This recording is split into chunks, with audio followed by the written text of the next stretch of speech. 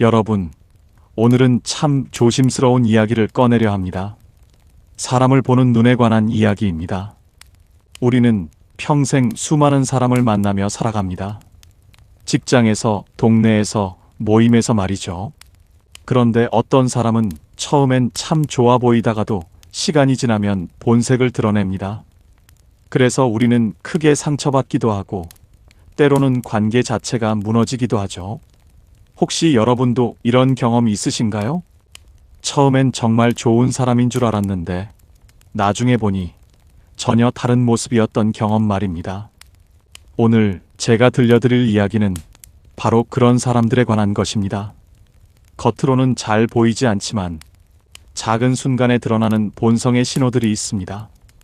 그 신호를 놓치면 나중에 큰 상처를 받게 되죠. 하지만 미리 알아챈다면 나 자신을 지킬 수 있습니다. 오늘은 3가지 중요한 신호에 대해 이야기하려 합니다. 이 모습들이 단 한 번이라도 보인다면 조심해야 합니다. 여러분의 마음과 인생을 지키기 위해서 말이죠. 그럼 지금부터 시작해 보겠습니다. 첫 번째로 말씀드릴 모습은 약자를 대하는 태도입니다. 여러분, 사람의 진짜 모습은 언제 드러날까요? 바로 자기보다 약한 사람 앞에서입니다. 우리 주변을 한번 둘러보시죠. 식당에 가면 종업원에게 반말하고 함부로 대하는 사람들이 있습니다. 아파트 경비원을 지나칠 때 인사도 없이 무시하는 사람들도 있죠. 회사에서도 마찬가지입니다. 상사 앞에서는 굽실거리다가 후배나 아랫사람에게는 고압적인 사람들 말입니다. 이런 모습을 보면 마음이 불편해집니다. 왜냐하면 그 사람의 본성이 그대로 드러나기 때문이죠. 공자께서는 이런 말씀을 하셨습니다. 군자는 아래 사람을 공경하고 소인은 아래 사람을 없이 여긴다. 참으로 지혜로운 말씀입니다. 진짜 품격 있는 사람은 상대가 누구든 존중할 줄 압니다. 식당 종업원이든 청소하시는 분이든 택시 기사님이든 말이죠. 하지만 본성이 못된 사람은 다릅니다. 자기보다 힘이 없다고 생각되면 태도가 돌변합니다. 이런 사람들은 늘 위아래를 따지며 살아갑니다. 자기보다 높은 사람 앞에서는 한없이 낮아지고 자기보다 낫다고 생각하는 사람 앞에서는 거만해지죠. 심리학에서는 이를 권위주의적 성격이라고 부릅니다. 깊은 열등감과 불안함이 숨어 있는 거죠. 제가 아는 한 어르신이 계셨습니다. 평생 작은 가게를 운영하셨는데 늘 손님이 많았습니다. 그분의 비결이 뭐였을까요? 바로 누구에게나 똑같이 친절하셨던 겁니다. 양복 입은 손님에게나 작업복 입은 손님에게나 똑같은 미소를 지으셨죠. 그래서 사람들이 그분을 좋아했고 가게는 늘 번창했습니다. 반대로 이런 분도 계셨습니다. 처음 만났을 때는 참 점잖아 보였습니다. 말씨도 부드럽고 웃는 얼굴도 좋았죠. 그런데 함께 식당에 갔을 때 본 모습은 충격적이었습니다. 종업원에게 반말하고 작은 실수에도 큰 소리를 냈습니다. 그 순간 그분의 진짜 얼굴을 본 겁니다. 나중에 그분과 일을 함께하게 되었는데 역시나 문제가 많았습니다. 힘없는 후배들에게는 함부로 대하면서 윗사람에게는 지나치게 비굴했죠. 결국 많은 사람들이 그분 곁을 떠났습니다. 여러분, 이런 사람을 가까이 두면 어떻게 될까요? 언젠가는 여러분도 그 사람에게 약자가 되는 순간이 옵니다. 여러분이 도움이 필요할 때, 힘들 때, 바로 그때 그 사람의 진짜 모습을 보게 되는 거죠. 그러니 약자를 함부로 대하는 사람은 절대 가까이 하지 마십시오. 그 사람은 여러분이 약해지는 순간 똑같이 여러분을 대할 것입니다. 노자는 이렇게 말했습니다. 강한 것은 죽음에 가깝고 부드러운 것은 삶에 가깝다. 진짜 강한 사람은 약자에게 부드럽습니다. 왜냐하면 자신의 힘을 과시할 필요가 없으니까요. 하지만 속으로 약한 사람은 겉으로 강한 척합니다. 약자를 누르면서 자기가 강하다고 착각하는 거죠. 그러니 여러분, 사람을 볼 때 이것을 꼭 살펴보십시오. 그 사람이 약자를 어떻게 대하는지 말입니다. 식당에서, 엘리베이터에서, 길거리에서 보이는 작은 모습들이 진실을 말해줍니다. 그 작은 순간들을 놓치지 마세요. 그것이 바로 그 사람의 본성이니까요. 오늘 여러분과 함께 나눈 첫 번째 이야기, 마음에 새겨두시길 바랍니다. 약자를 함부로 대하는 사람, 절대 가까이 하지 마십시오. 그 사람은 본성이 못된 사람입니다. 두 번째로 말씀드릴 모습은 실수했을 때의 태도입니다. 여러분, 사람은 누구나 실수를 합니다. 완벽한 사람은 이 세상에 없죠. 중요한 건 실수 자체가 아니라 실수한 뒤의 태도입니다. 여기서 사람의 본성이 적나라하게 드러납니다. 혹시 이런 사람 주변에 계신가요? 뭔가 잘못되면 항상 남 탓부터 하는 사람 말입니다. 내가 그러려고 한 게 아니야. 원래 내 일이 아니었어. 다른 사람이 제대로 안 알려줘서 그래. 상황이 어쩔 수 없었어. 이런 말들을 늘 입에 달고 사는 사람들이 있습니다. 자기 잘못은 절대 인정하지 않으려 하죠. 이병철 회장님은 이런 말씀을 하셨습니다. 실수를 변명으로 덮으려는 자는 더 큰 실수를 저지르게 된다. 정말 명쾌한 말씀입니다. 실수를 인정하지 않는 사람은 같은 실수를 반복합니다. 왜냐하면 자기 잘못을 배우지 못하니까요. 제가 아는 한 분은 작은 가게를 운영하셨습니다. 어느 날 주문을 잘못 받아서 손님께 잘못된 물건을 드렸습니다. 그분은 즉시 손님께 사과했습니다. 제가 실수했습니다. 죄송합니다. 바로 바꿔드리겠습니다. 그리고 작은 선물까지 더 드렸죠. 손님은 오히려 감동받아서 단골이 되셨습니다.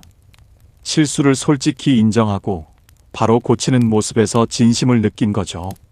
반대로 이런 경우도 있었습니다. 회사에서 프로젝트를 함께 진행하던 동료가 있었습니다.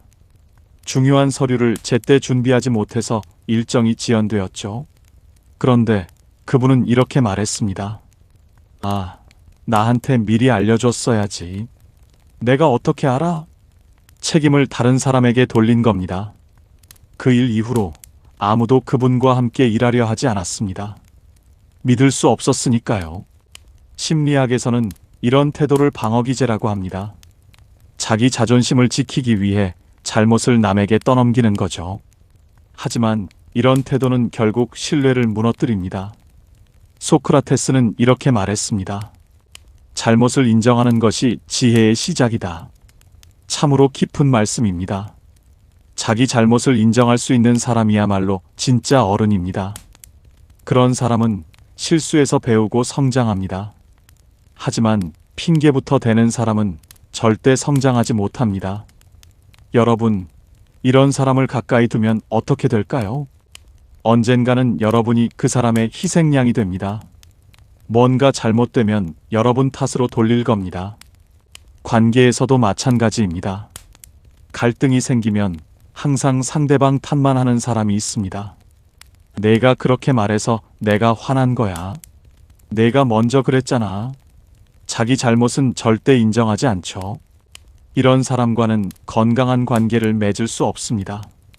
왜냐하면 관계는 서로가 함께 만들어가는 건데 한쪽만 책임을 진다면 불공평하니까요. 제가 존경하는 한 어르신이 계셨습니다. 그분은 평생 사업을 하시면서 큰 성공도 하시고 실패도 하셨습니다. 그런데 실패했을 때도 항상 이렇게 말씀하셨습니다. 이건 내 판단이 잘못됐네. 다음엔 더 신중해야지. 남 탓을 하신 적이 없었습니다. 그래서 사람들이 그분을 믿고 따랐고 다시 일어설 수 있었던 겁니다. 정주영 회장님도 비슷한 말씀을 하셨습니다. 책임을 지는 사람이 결국 성공한다. 진짜 리더는 책임을 회피하지 않습니다. 오히려 앞장서서 책임을 집니다. 그래서 사람들이 믿고 따르는 거죠. 여러분, 주변 사람들을 한번 살펴보십시오. 실수했을 때 어떤 반응을 보이는지 말입니다. 솔직하게 인정하고 사과하나요? 아니면 핑계부터 대고 남 탓부터 하나요? 그 작은 차이가 그 사람의 본성을 말해줍니다. 핑계부터 대는 사람은 절대 가까이 하지 마십시오. 언젠가 여러분도 그 핑계의 희생양이 될 테니까요. 진짜 좋은 사람은 실수를 인정할 줄 압니다. 그리고 바로 고치려 노력합니다. 그런 사람이야말로 평생 함께할 가치가 있는 사람입니다. 오늘 나눈 두 번째 이야기 꼭 기억해 주시길 바랍니다. 실수하고도 핑계부터 대는 사람 절대 가까이 하지 마십시오. 그 사람은 본성이 못된 사람입니다.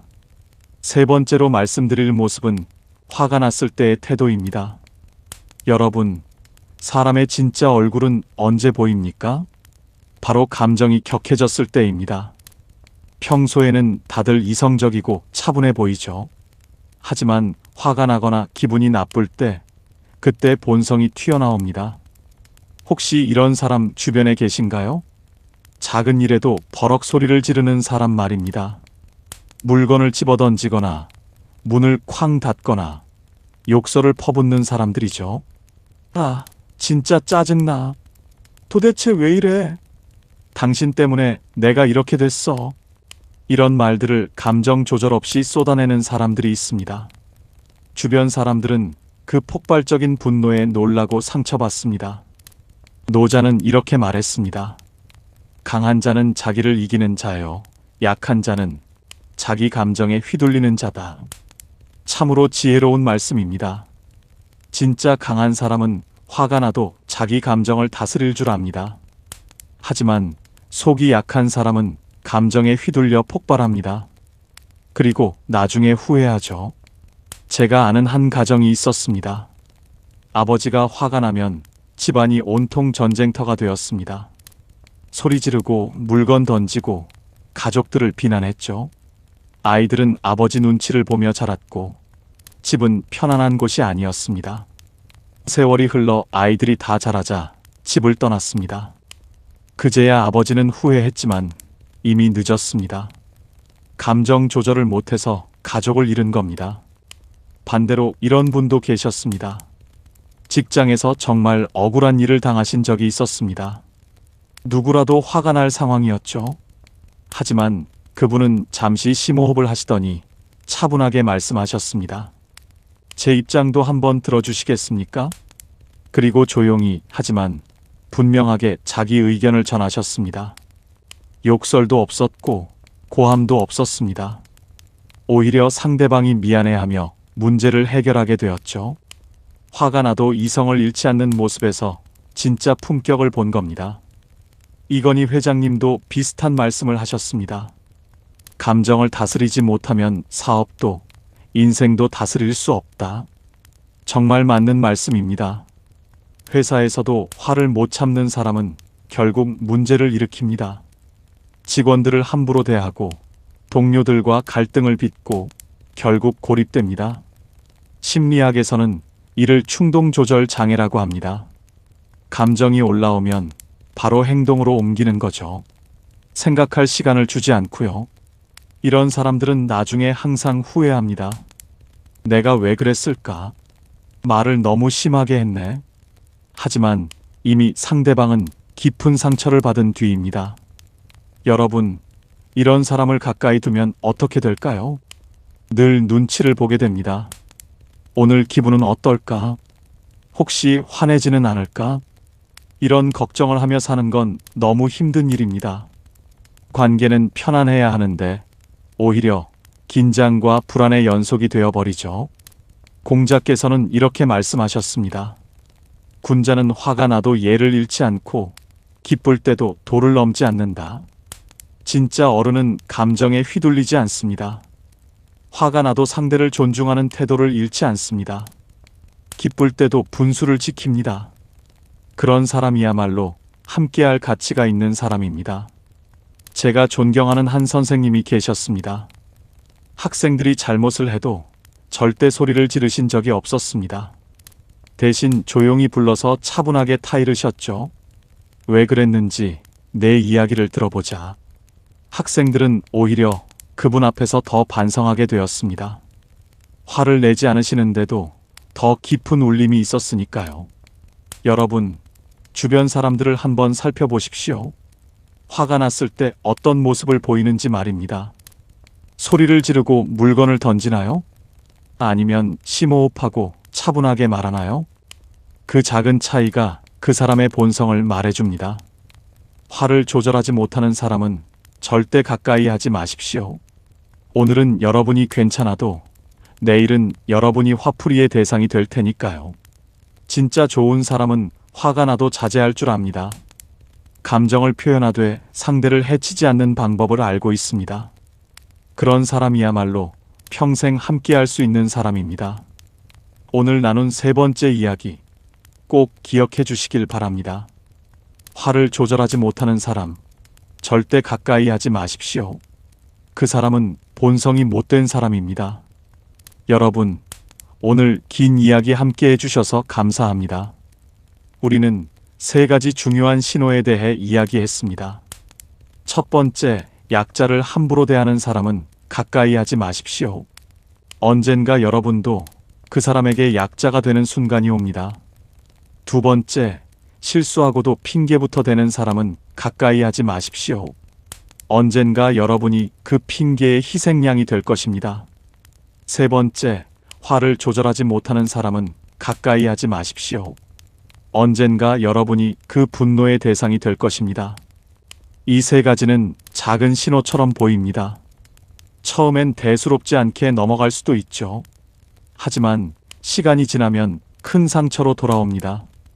그러니 초기에 알아채는 게 중요합니다. 여러분의 마음을 지키는 것은 이기적인 게 아닙니다. 오히려 자기 자신을 사랑하는 건강한 선택입니다.